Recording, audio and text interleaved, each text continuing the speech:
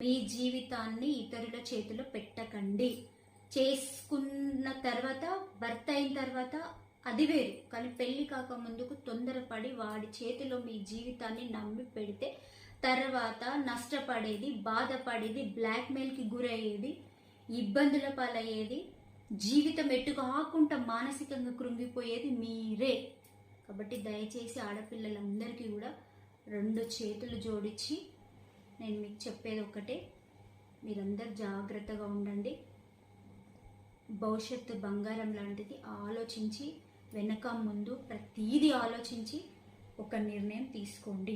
తొందర పడకండి. మన క్యారెక్టర్ తొందరపడే దగ్గరనే పాయింట్అవుట్ చేస్తారు, పట్టేసుకుంటారు.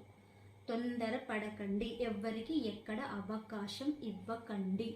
దయచేసి జాగ్రత్తగా స్టెప్ వేయండి.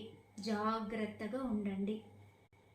జాగ్రత్తగా ఉన్నంత వరకు మనల్ని ఎవ్వరు ఏమీ చెయ్యలేరు. ఎవ్వరు మనల్ని టచ్ కూడా చెయ్యలేరు.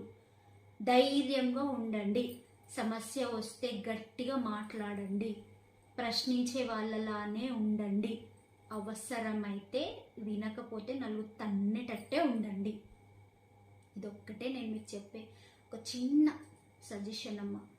అందరూ కూడా, ఆడపడుచులందరూ కూడా దీన్ని, నేను మాట్లాడిన మాటను మీరు చక్కగా రిసీవ్ చేసుకొని మీరందరూ కూడా నన్ను ఆశీర్వదిస్తారని కోరుకుంటూ, అందరూ కూడా చాలా సంతోషంగా ఉండండి, హ్యాపీగా ఉండండి. మీ జీవితాలన్నీ కూడా చాలా సంతోషంగా ముందుకెళ్ళండి. ఓకేనా? All the best. Thank you. Bye.